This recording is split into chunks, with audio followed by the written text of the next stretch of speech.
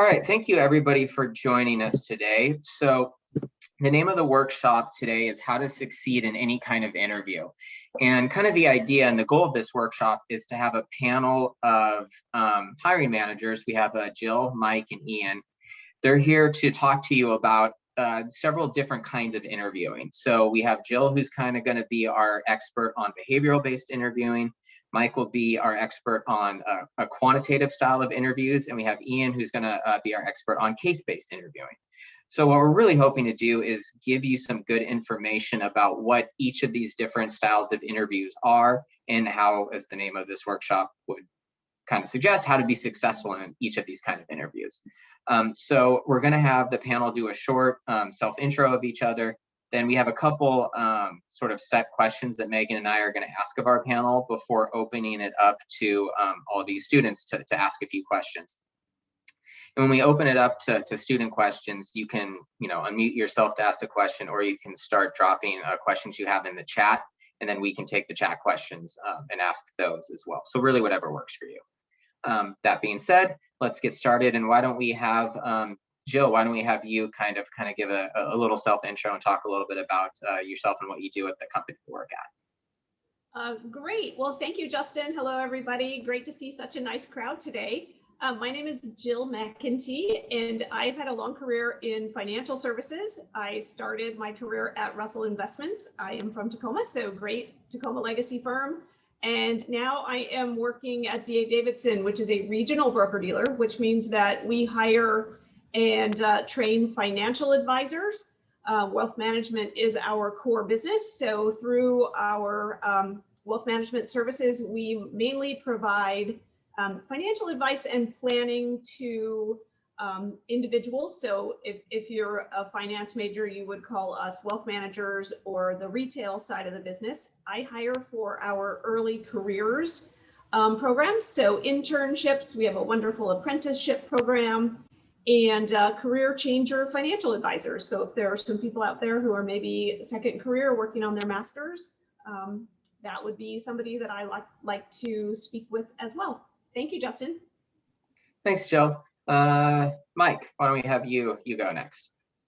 Sure, thanks, Justin, and great to see everybody here. I too am from Tacoma, so I guess we're representing on the call today. My name is Mike Ruff. I lead the insights and analytics team at Tinuiti, which is a digital marketing firm. So I lead a team of, I think we're up to about 55 analysts and managers that tackle all sorts of marketing problems. Essentially, I see analysts as problem solvers, and our job is simply to use data to help solve problems. So that's a pretty brief bit about me, and maybe we'll get into it more later if anyone's interested in learning more. Sounds good. And last but not least, Ian.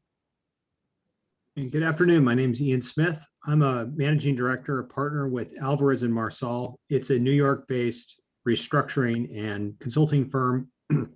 Restructuring means we help clients either avoid or go through bankruptcy. And our specialty is in debtor restructuring. And in consulting, we help clients with kind of more traditional, companies that have healthy balance sheets that want to improve their performance. So that's the practice that I'm a part of. It's called corporate performance improvement.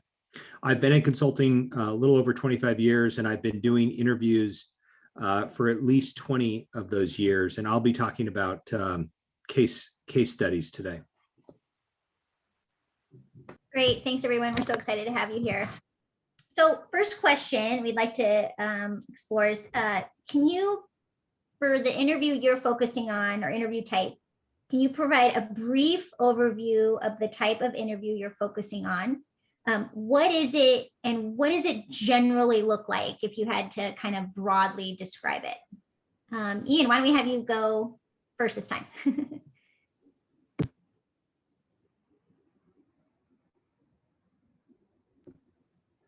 Sorry about that.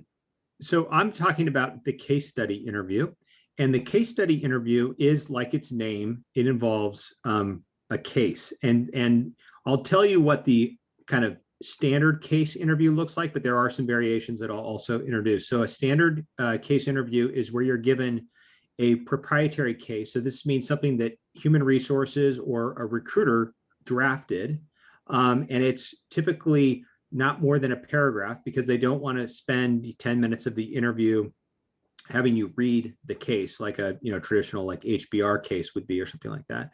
And then you're asked to put together kind of your thoughts and point of view on what the organization or company should do relative to the problems that are presented in the case. Now, I'll tell you just a little bit of some of the different variations of this.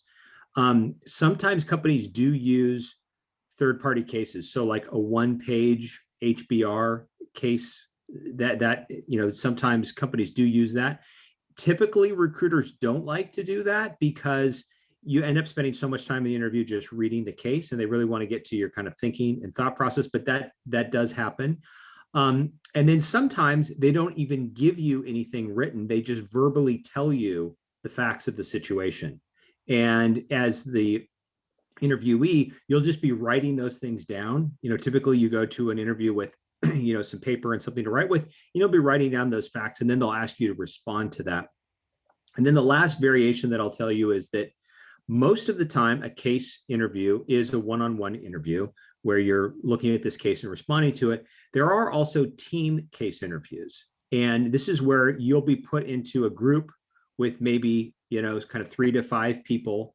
And those typically involve getting an actual written case that, is typically maybe even a couple of paragraphs, because this is a group event that typically is about 45 minutes in duration, where as the team, you'll be thinking about, this case, and then you'll be putting together, typically you're in a conference room and you'll have some flip charts and some material, and you'll actually be putting together some thoughts and a presentation and putting together a client presentation. But those are the most common types of case interviews. The most common is the first one that I started with, which is you're given about a paragraph, maybe at the most 2. It's a proprietary case, meaning that company, that recruiting human resources organization wrote the case, and that you're going to be asked to read it and respond to it. But there are the other variations that I described. Great, thanks, Ian. That was a great overview. Jill, do you want to tell us, what is a behavioral interview? What does it generally look like? Well, a behavioral interview is just that. So we want to see how you behaved given a certain scenario. So these are the questions that make, people's toes curl a little bit. The questions that start with, tell me about a time. So, I'm looking for both the situation and then how you recovered from what might have been a less than pleasant type of situation. And that's a lot of what recruiters are looking for in a behavioral situation. It's, can you articulate what happened? And then can you articulate why it happened and what you did to resolve the situation? And, people get really nervous about behavioral questions, but there are a lot of, I think they get nervous about a lot of questions. Who am I kidding? There are a lot of ways to prepare for behavioral questions, but just know that, and I think, Megan, I think we're talking about that in a little while, so I won't go into it. But really, we're trying to look for specific situations and how you survived it, essentially, is the best way to describe it, really. Great, perfect, Jill, thanks. And Mike, we went back and forth. We're calling it quantitative on our flyer, but technical, analytical, I don't know how you all term it, but kind of more of those where you're really getting into a specific data, numbers, math kind of question, I guess, would be what we were getting at on this one. So. Yeah, well, I would say for me, quantitative interviewing refers to a type of interview designed to assess the candidate's ability to reason using quantitative problem-solving methods. And that typically combines the 2 main areas of analytics, which are math and logic. So there are a couple of main ways that I've seen these interviews manifest. One is that you'll receive a test or a project to work on and submit prior to the face-to-face interview. The recruiter will typically send you that project and give you a defined period of time within which to return it. Then the hiring manager or someone they designate will review the project and report back to the hiring manager. They will also likely show up to the interview with questions on it, specific questions about what you did on your project. So I would say one thing would be to make sure you review that prior to the interview, because you're likely to encounter specific questions around that. And then probably the more common, but certainly projects are common, would be just the types of questions that are asked in the interview. These can also vary widely, but sometimes they'll be just really straightforward questions like, is 1027 a prime number? Sometimes they could be a story problem, like if I flip a coin 10 times and it comes up tails 7 and heads 3, what's the probability the 11th flip will be tails? And then sometimes they could be really unexpected, like why are manhole covers round? While those are kind of the main varieties I've witnessed, there are many other types of questions and types of ways to assess quantitative skills within an interview. It could be a live skills interview with an analyst. You could show up and they have a laptop set up for you to code something within a particular period of time. There are lots of different ways that this could manifest, but I would say that's probably a good overview of quantitative interviewing. Great, thank you all. So we kind of now know like what each of these different types of interviews are. So this next question will be kind of around the why, like why do you ask these different kinds of interviews? So what is the main strategy in using each of these types of interviews? And what are you trying to gain, or learn from the candidate when asking these different types of interviews? Let's go with Jill. We'll start with Jill. So really, I want to know how somebody is responding to a situation. How did you solve a problem? And I don't know, Mike's comment there about sitting down and coding something sounds much more terrifying to me than answering a behavioral question. But again, it's how you got to the end result. Okay, perfect. Let's go with Ian. Yeah. So in the consulting industry, case interviews are very common. And part of the reason for that is that it's perceived as a simulation of how you're going to perform in front of a client. And so what they're looking at is, your ability to grasp the content. Did you understand sort of the core, business issues? Is there a logic chain that I can understand from sort of the facts in the case to what you're kind of suggesting or recommending in terms of the path forward to the client?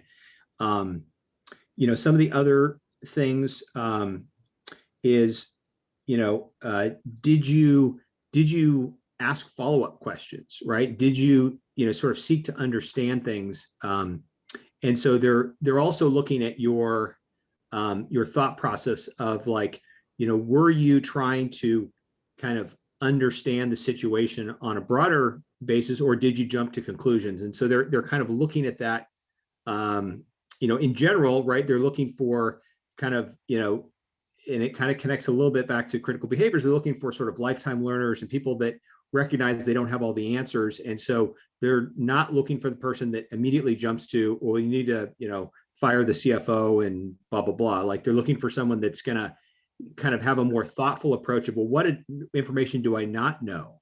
And being aware of that and talking about that in your process. That's one of the things that they're, one of the things that they're looking for. Now, and then the last thing I'll just mention to you is I also mentioned the group cases. And in the group cases, beyond the logic chain and are you asking good questions and can I follow sort of the logic chain from sort of the facts in the case to kind of what you're recommending? In the group case, they're really looking at the team dynamic, and they're looking at, and that's equally as important as sort of your kind of response to the case. And particularly in the consulting industry, you're looking for people that can work well in teams. And so you're looking for like, is there a dominant personality? Did they dismiss, comments that were made by other members of the team and not incorporate them in the answer, right? How well did they work with the team and how well did they recognize their other team's contributions? That's as important in a group case as your ability to kind of demonstrate sort of a logical thought process as you kind of figure out sort of, what to do next relative to the business problem that's presented in the case. All right, thanks, Ian. And Mike, your turn. Yeah, so there can be many different desired outcomes from a quantitative interview, but I would say there's probably two key goals. One is to obviously assess the candidate's skill level in a particular domain. So, for example, if the job that you're interviewing for requires SQL skills, just about every resume that comes in for candidates is going to say they have advanced SQL knowledge. But candidates are often self-rating in comparison with their existing peers, and just what passes for maybe advanced SQL knowledge in one company may be barely entry level at another company. So as an interviewer, I'm trying to kind of determine where the outer limits of your skill set lie. Um, I'm trying to compare you to other candidates to see where you rank in terms of their skill sets. And I'm also trying to estimate how long I'll have to carry you as overhead while you learn the skills you'll need to become billable and start generating revenue. And in particular, with this last point, this helps me determine where I think you should fall in the salary band. Most roles have a salary band, and it's a combination of experience, skills, and other sorts of things. So I'd say the other main goal that I have for this type of interview is to see how you think and whether that will strengthen my team's overall thought diversity. So I often don't care too much about whether you get the answer right to a question as much as I care about how you arrived at the answer you give. Having said that, there are lots of possible goals for this type of interview and even each individual question, but hopefully that's a helpful overview of kind of the primary outcomes that we're looking for. That's great, everybody. Thank you. I'm taking a lot of notes. This is good. So what advice, if each of you could comment on, what advice would you give to students in preparing for each type of interview? What would be the things to know ahead of time and to really dig into so they're as best prepared as they can be? Whoever wants to go.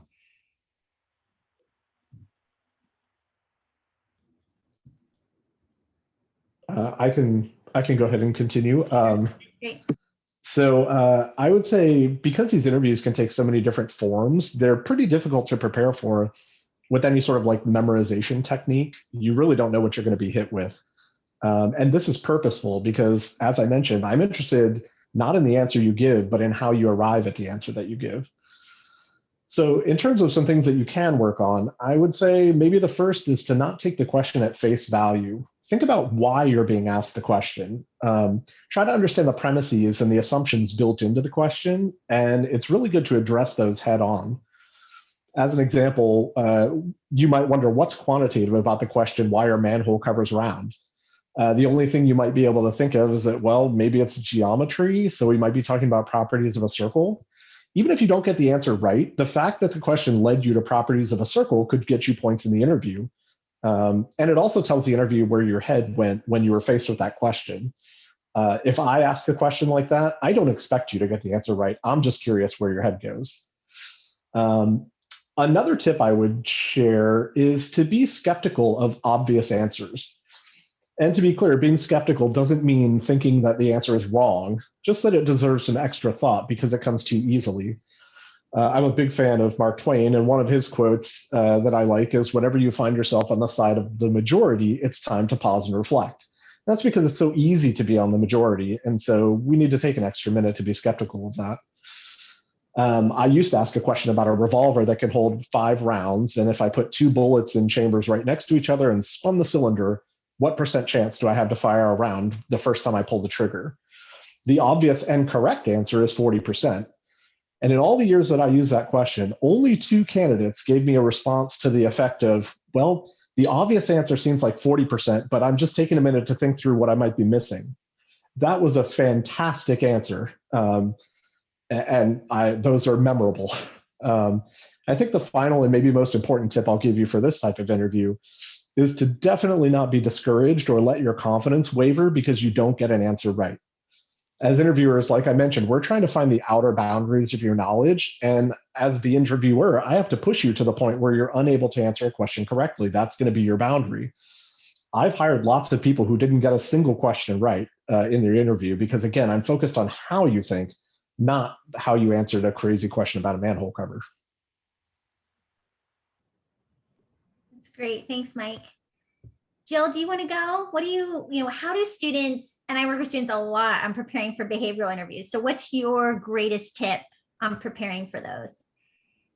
My greatest tip recent that I just had this epiphany, create yourself an experience bank. So I've been talking to students in the last few months about using your resume as your guide and really create this experience bank based on 4 or 5 different criteria where you can think of situations where you've worked with other people, right? So they're all around us. We just don't necessarily think and document them. So, right, where have we experienced life with other people? Jobs, living situations, right? How many of you lived in a dorm for the first time here at Seattle University and maybe, just maybe, had some challenges with a roommate, right? There's a situation.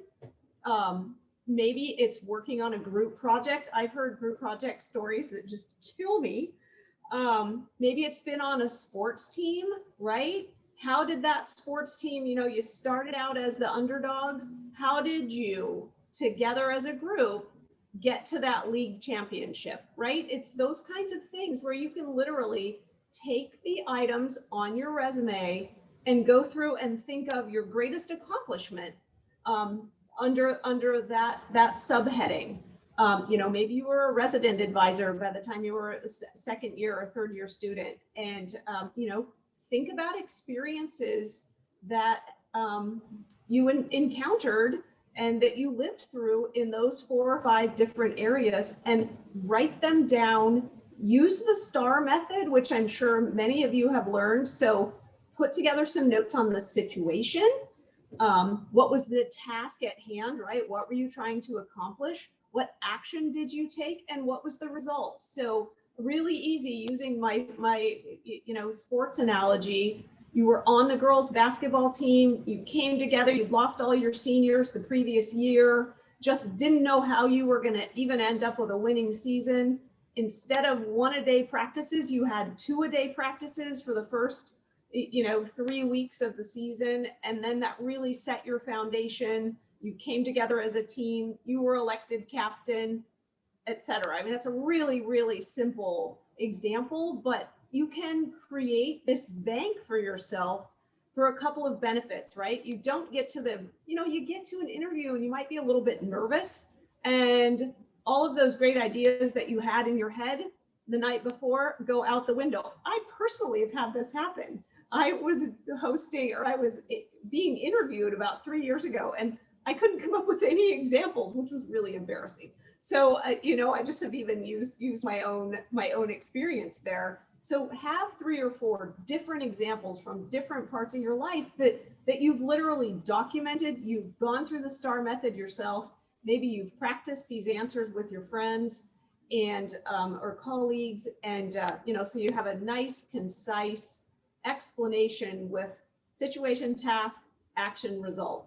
So, and so many of the behavioral interview questions, we're trying to get to how you solved for a problem.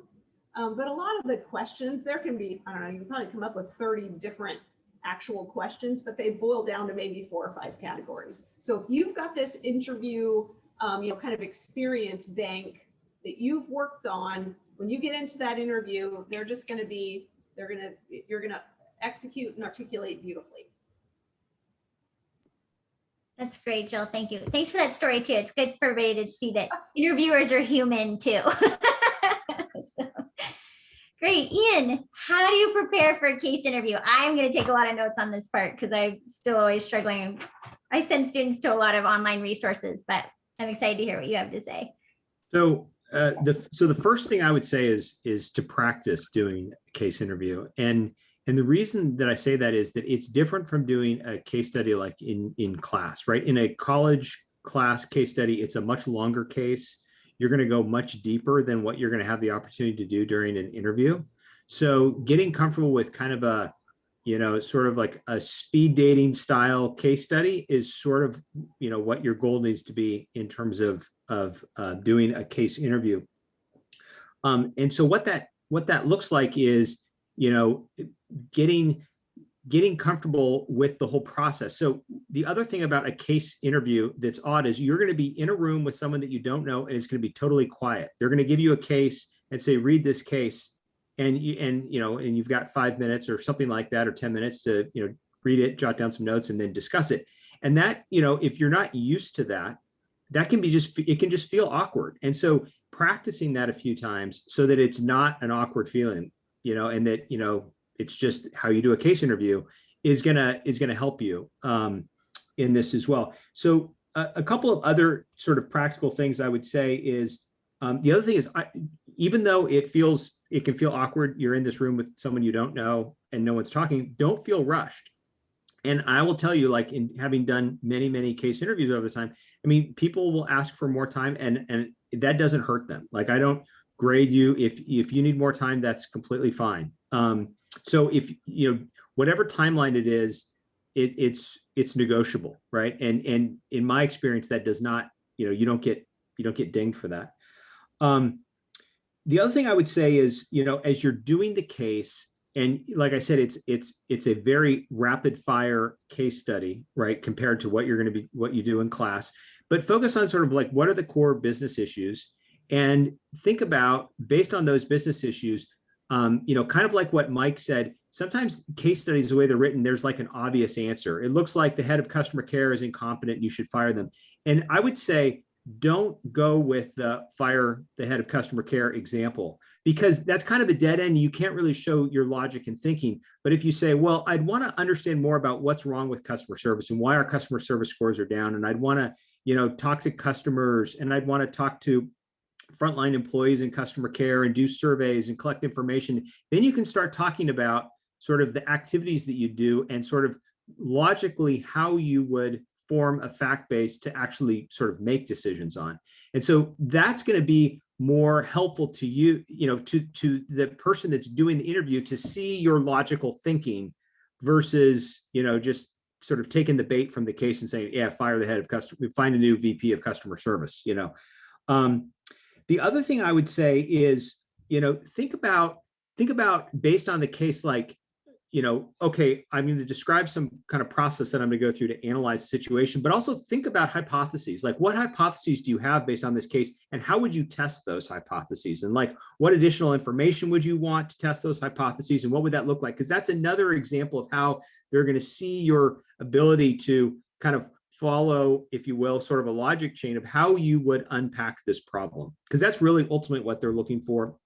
In most case studies, there is, and in fact, pretty much all of them, there is not a per se answer they're looking for. What they're really looking for is sort of, how are you going to logically kind of think through this problem? And so the more you can show them, transparency into your thought process, the better you're going to be. So being sort of open about sort of your thought process is important. And so how that manifests itself in the interview is, maybe you'd say, well, I would do an assessment and talk to, customer service stuff. And then they're going to ask you questions on that. Like, I would, survey customers. Well, how would you do that? And then having some thoughts around what that would look like and being able to defend sort of what your, kind of points of view are is important. Because the other dynamic of this, again, the whole point of a case interview is, how is this person going to perform in front of a client? So I'm going to test them. So you're going to come back with some, some thoughts around what you're going to do in that case. And then the interviewer is going to test you. They're going to ask you some follow-up questions,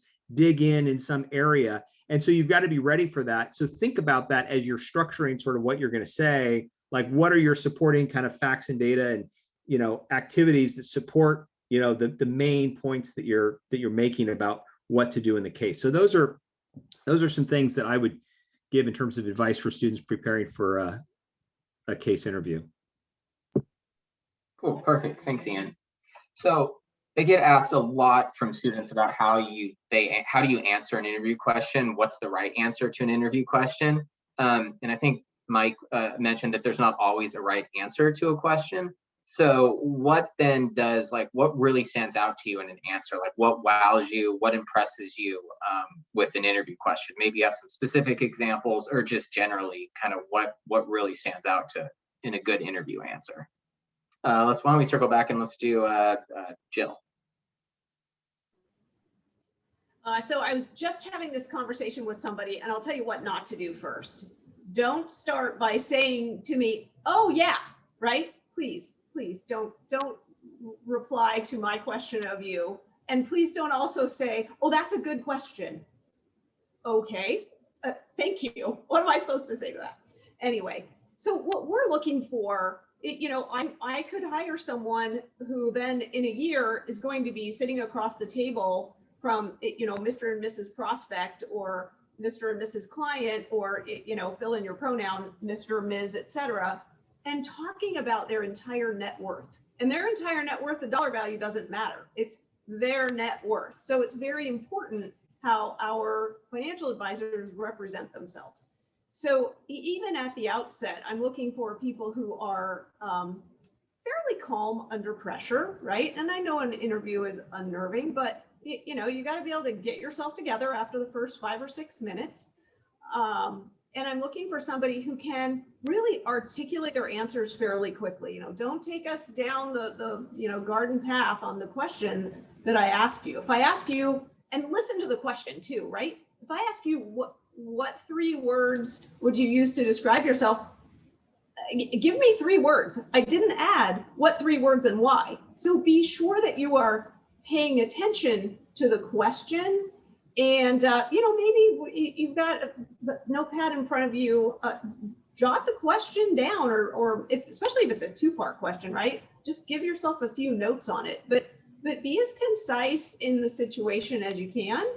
And okay, this is embarrassing. Justin, did you ask me a second part to that question, or did I get to the end? You got to the end. It was just like what really stands out to you with a good answer. Yeah, being articulate and listening. Jill, is there anything particularly with behaviorals you find people forget, or you're always kind of like, I don't know, do you find that there's some patterns of mistakes, or you wish you had more, or you wish you had something different kind of thing? Well, I find that people get very surprised by interview questions. Interview questions are all over the intranet, or intranet, sorry.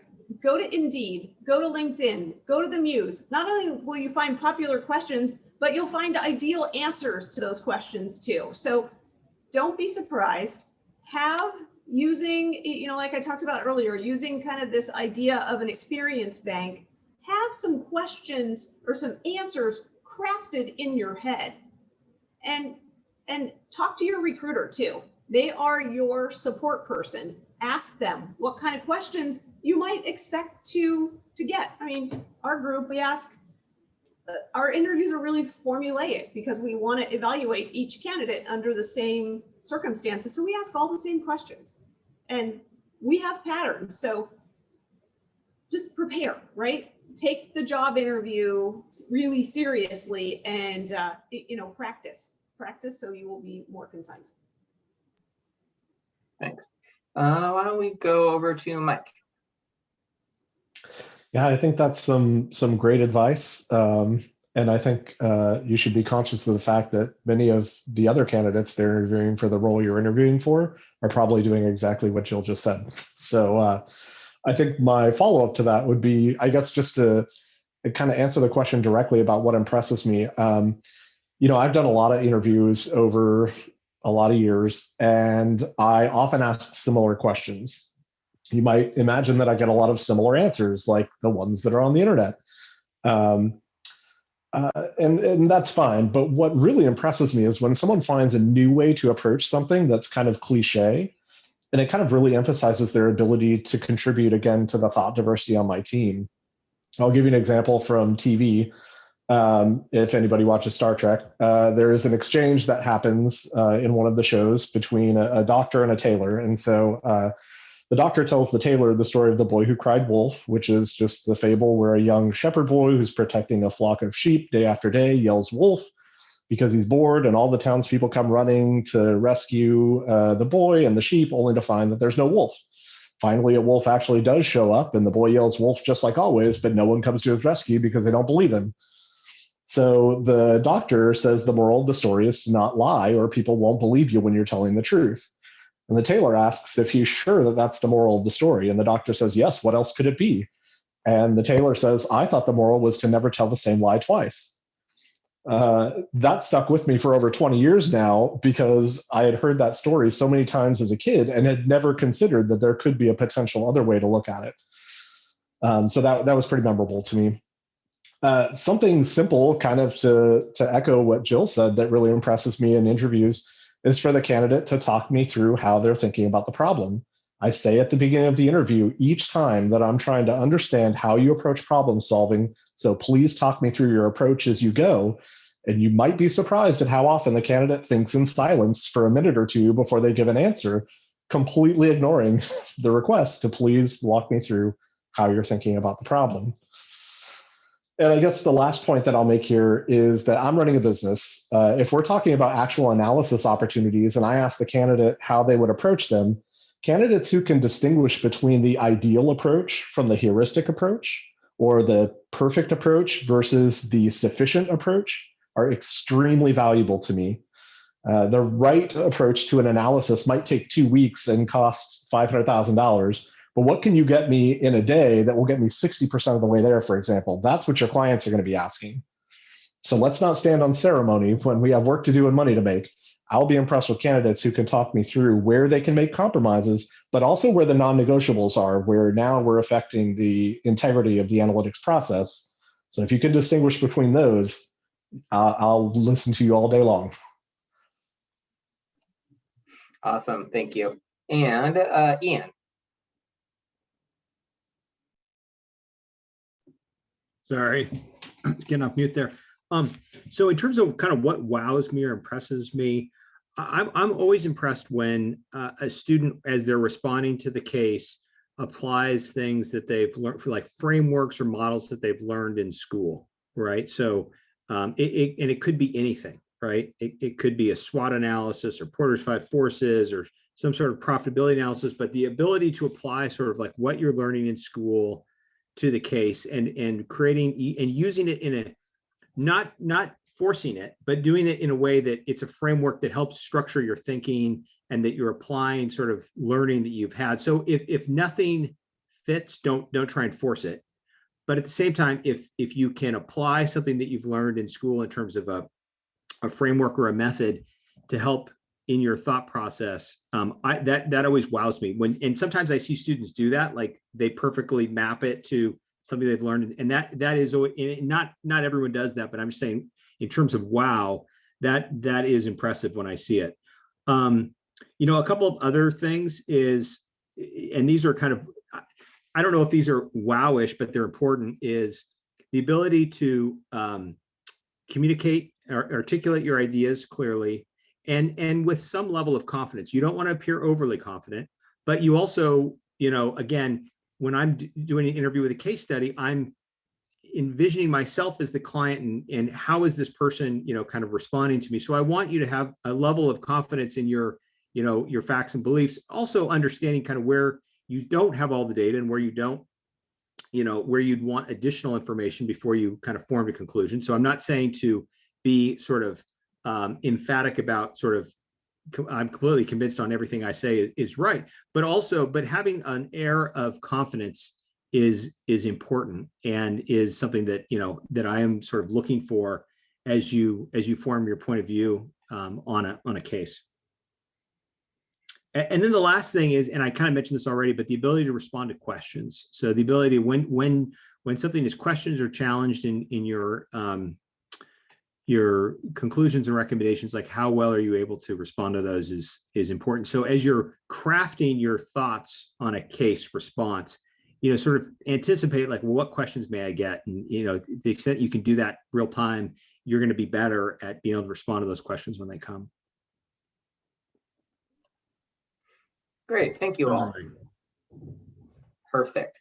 So now we'd love to turn it over to you students to ask some questions. So if you have questions, like I said, feel free to drop them in the chat or go ahead and just unmute yourself and ask away. Justin, we already had somebody send me one in the chat. Okay. This is great because everybody can kind of answer this. Are there sites online other than Glassdoor where someone can get insights on the interview process for a certain company? Is it okay to ask the recruiter about the interview process ahead of the interview or before it? And Jill, you talked about this a little bit, but if everybody kind of wants to, is it kind of secretive, or is it okay for people to ask so they can prepare? I would say, think of it this way, right? Many times the recruiter is screening candidates to bring the best, shortlist to the hiring manager. That recruiter is your support person during the hiring process. So as you make your way through the gauntlet, if you will, leverage that relationship, right? Ask as many questions as you, don't flood the recruiter, but don't hesitate to ask questions either. It will make your experience better, and I believe you will be more successful through the process. And Ian and Mike, you might have a different point of view, but I'm sort of an unorthodox recruiter because I didn't come by it naturally, but that's the way I look at it. I mean, I agree with that advice. I think that so this is top of mind for me because my team just got a brand new recruiter. And so I just had my first conversation with the recruiter last week, and we got deep into what am I looking for? What are the things I want to see? What are the things I don't want to see? I'm intentional about making sure she understands that so that she can communicate that to candidates and also use that as she's talking with candidates to see, is this going to be a fit or not, and potentially give some coaching. In terms of, are there sites other than Glassdoor? Yeah, there are lots of them. And I know that quite often as interviewers, we can seem like brilliant people, but speaking for myself, I'm not brilliant. Do you know how I found my interview questions? I Googled them. I Google interview questions, look around, I'm like, ooh, that's a good one. I like that one. So I'm not brilliant and came up with these all on my own. I found them from someone else. So if you're Googling, you're pulling from the same source that I'm pulling my questions from. Yeah, and I would just say specific to case interviews, I'm actually also a mentor in the MBA program at CLU. And with my mentees, we actually went through some case interviews that were on some of the strategy consulting firm sites. So McKinsey, Bain, and BCG all have case studies out on their websites that are, if you're trying to practice, for a case interview, those would be good examples. Justin, I have another one I got through the chat. This is a good one. How do you know when an interview is going south? And you need to turn it around. And how do you correct it when you do realize it's Yeah, going? that's a good question. Well, unfortunately, I think it's difficult to turn around an interview that's going south because, unfortunately, we're judgmental, humans are, and once people have formed an opinion, it's very difficult to change that, unfortunately. But what I would say is, how can you, it's body language is how you would tell if an interview is going south, and I think based on that, you need to read and interpret, like, well, what should I dial up or dial down, based on that body language. But I think the chances of turning around an interview are low. And the last thing I would say is that, most companies, here's the deal. In recruiting, you talk to a lot more people than you hire, right? And so if you're thoughtful about your recruiting approach at any company, you're going to realize that I want to leave everyone with a great impression of my organization, because I know through this whole process, I'm going to talk to a lot more people than I'm going to hire, and what their impression is has an impact on my, on my business long-term, right? And so in general, I mean, if you're going through an interview and the person doing the interview is visibly sort of, unengaged, I mean, that's really more of an issue on them, I think, than anything else, because that just should not be the case. I think I would say, yeah, if you feel like the interview is going south, it's probably going south. When you start to get that feeling, you potentially still have something you can do about that. And I'm, as you said that, I smiled because I thought of several of the interviews that I've been in that Sometimes they go south in the first 30 seconds. That happens sometimes. So it's not guaranteed that you can recover, but this is a lot. I know interviews are stressful and you're trying to process the questions that are being asked. And then at the same time, you're thinking, oh my God, this is going horrible. Like, what should I do here? But I think I would try to step back and take a minute to think about what is it about this that is going south? Because if it's that you just don't jive with this person or this group or this company, it might not be the right role for you. It might be a good thing that the interview is going south. It may not be anything wrong with you. If it's going south because you feel like you're not answering questions correctly, well, at least in the quantitative realm, that's the intent. So I would encourage you to not feel like it's going south because you're not answering questions right. But I think ultimately, I guess if I'm thinking when I'm an interviewer and an interviewee, if I feel like I don't want to be here right now, this is horrible, I feel terrible about this, the other person probably feels the same way. And so I have had a couple of candidates who have, in the middle of the interview, said, actually, I think if it's okay with you, we could just stop here. And I really respected them for saying that because I agreed with them. This was not going in a good direction. And the last point I'll make, which is a little bit of a joke, but some of my colleagues over the years, we've joked about the fact that when we realized this interview was going south is kind of when we just fast forward to, okay, so do you have any questions for me? So if you get to that 10 minutes into the interview that's an hour long, that could be a signal that it's not going in a good direction.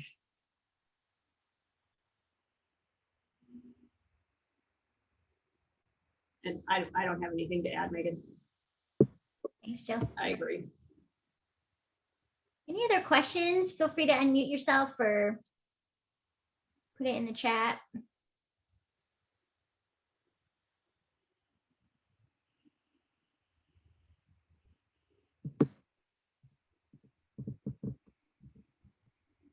I have a question, Megan, but I want to let the students ask theirs before diving in. So if there's no question that I can ask. So hi, my name is Yesenia. I am in the Bridge MBA program. We are graduating in August, and I just want to know if when you receive a job offer, is it off-putting to negotiate the salary when you only are coming in with like 1 to 3 years of experience?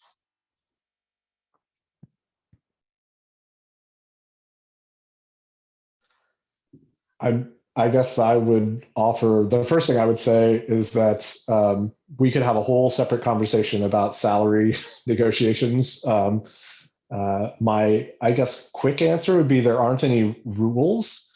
I would have to get a sense for the company, the recruiter that I'm working with, the role that they're hiring for, try to get a sense of the urgency of it. That there are a lot of factors that go into what you can negotiate for, how far, but there's a lot of context in order to be able to give a specific answer. But I would say in general, there's no rule. We just have to think of what the possible outcomes are and what you're trying to accomplish. And Yesenia, this might be a good time to tell everybody next week on Tuesday, May 11th, we're having actually a workshop around pay equity, compensation, negotiating, all of that. Maybe Abby can put that in the chat, and there we'll link to the handshake event, because that Mike's right, that's a whole nother workshop in and of itself. Yeah, there's a lot that goes around with that. Great question though, because I know that kind of comes with this whole process. We got a kind of a fun question. For each of you, what is your favorite interview question to ask? That is a good one.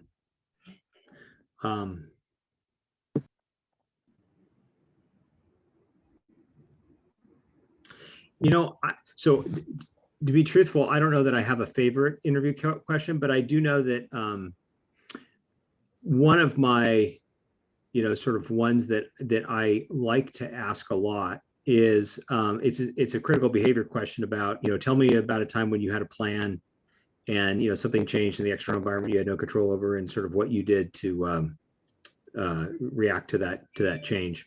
right? I like that question because it gets you into sort of how does a person deal with change and adversity, and what do they feel, and what do they think, and what do they do, and those kinds of things. And so that's one of my, kind of I don't know if we call it my favorite question, but it's probably one of the most asked questions I've had in 20 years of doing interviews.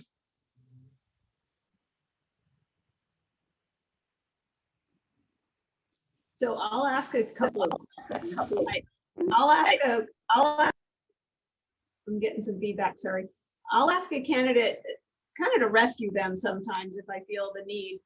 If they are really nervous and can't quite get things going again, I'll ask them what they like to do for fun.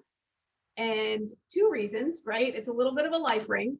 If I feel like I've had enough preliminary conversations and maybe I've delivered this person to a panel interview that I'm participating on, so I want them to be successful, I want to see the passion. I want to see their faces light up when they talk about what is really something they really enjoy. And maybe it's a hobby, maybe it's their family. But I want to see that, that kind of instant electricity. And as well, it's, like I said, a little bit of a life ring, give them something that they really should be able to talk about. And then I also, almost always, we ask give us 3 words to describe yourself. And it's a little bit of a psychology question because apparently I don't have the studies, but people can come up with 2 words to describe themselves, but they really struggle with that 3rd word. So if you're sitting here and you're taking notes, start to think of the 3 words that you might use to describe yourself, because it's a fairly common question. And if you're asked it on the fly, apparently that 3rd word is hard to come up with, and we've experienced it. We've seen that experience. My favorite question, and I ask this in every interview, is why do you want to work for this company? So in the case of my current company, I know that you didn't grow up wanting to work for Tinuiti when you grew up. Tinuiti didn't exist when you were a child. So I don't expect you to wow me with how you've spun your whole life around working for Tinuiti. It's not why I'm asking the question. The reason I'm asking the question is because I'm going to be putting you in front of my clients. And my clients are going to want to know, why do you want to work for my company?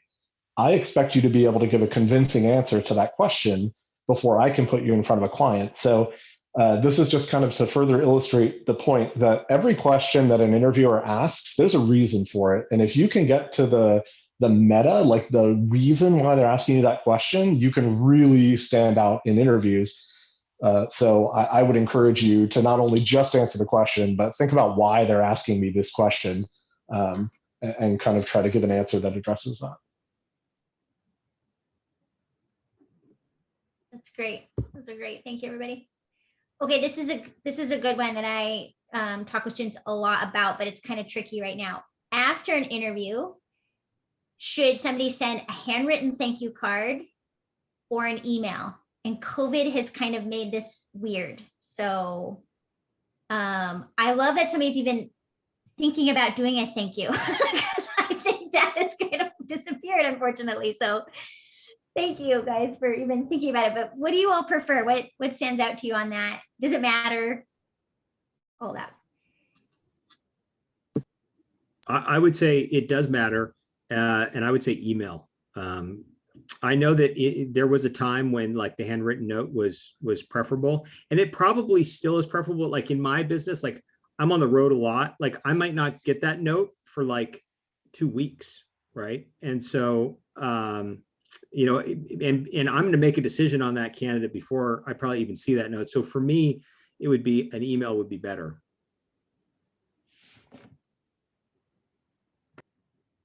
Yep, I agree. I guess I'll be the dissenter. I don't care. My decision is made on what I saw in the interview. I think it is a nice touch. I'm not saying to not send one, but personally for me, my hiring decisions will not be made whether you send one or not, or it's handwritten or email. Yeah, I guess different strokes for different folks.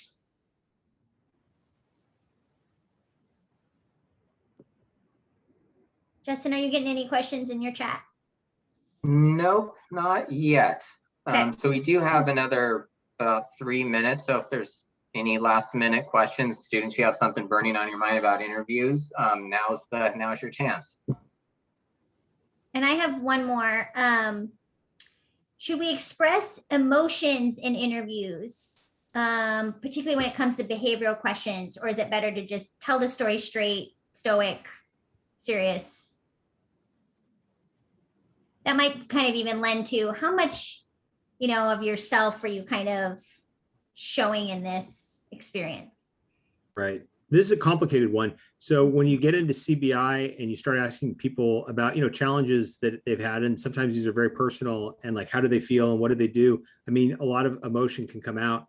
I would say in general, try and keep it as professional as possible, but it's not a bad thing if some of your emotion comes through. Like, Yes. honestly, even if you cry in an interview, I don't think that's necessarily going to get, I wouldn't recommend crying in interviews, but I'm just saying, like, if it's appropriate for the situation, right, that's being discussed, it's not going to count against you. Yeah, keep it sort of in the band of professionalism would be my suggestion as well. And stoic doesn't show us as your interviewee, it doesn't show us who you really are. And you hire the whole person. Yeah, I think one of the key things that I'm looking for in interviews is authenticity.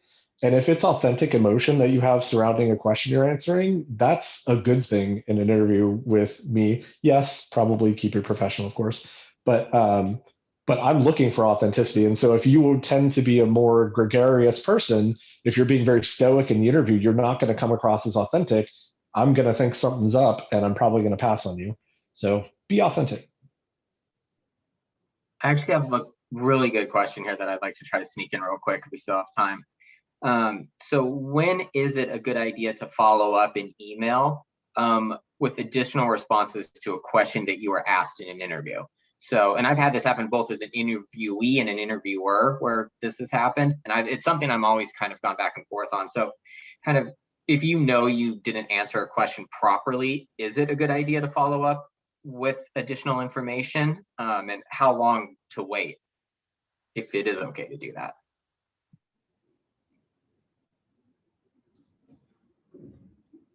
Real quick, I just want to say Jill has to head off to something at 1:30, so I want to, in front of everybody, say thank you, Jill, so much. We really Thanks, appreciate Jill. it. I'm not dodging the question. I really have to go.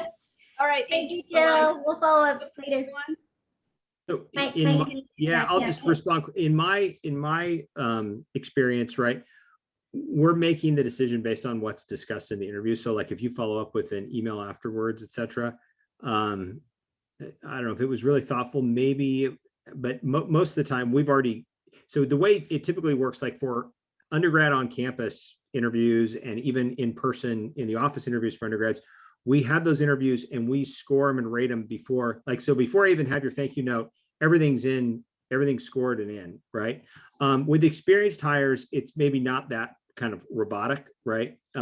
Where, maybe there would be some consideration, but most of the time, I think the evaluations have already been done. So following up an email on a question isn't going to necessarily change the outcome. Yeah, I pretty much agree with that. We're trying to make quick decisions, good or bad. That's what we're doing. So by the time we receive that, the decision has probably already been made. It could help you if we were on the fence between you and another candidate. We might be suspending our judgment until we get to talk to another candidate or so. So maybe if we were on the fence about something, but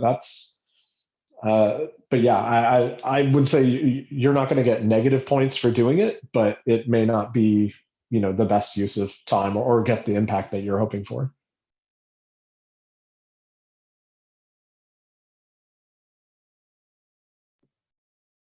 Great. I think we should probably wrap it up. I just want to be mindful of your time, Mike and Ian, and everybody might have to head off to class and things like that. So thank you so much, Ian and Mike. We really appreciate it. We hope everybody that this was helpful for you. Great insight, kind of the behind the scenes feedback on interviewing, because I know this is always kind of an overwhelming or mysterious process sometimes. So we hope this was helpful for you. Our team, Justin, myself, Abby, and Mary Lou, we're all part of the Placement Center, which is the career center for the business school. We are happy to help coach you through interview prep, even do practice interviewing with you. You can make an appointment with us anytime to do that. And then once a quarter, we do mock interviews with employers. So if you want to practice in a little more realistic setting, we do that every quarter. We've wrapped that up for this year, but we'll do it again in the fall. So, and then again, we've got that pay equity, Courageous Career Conversations, pay equity website or workshop coming up on Tuesday. We hope you can join us for. So thank you so much again, Ian and Mike. We really appreciate it. And thanks everybody. We hope you have a great day.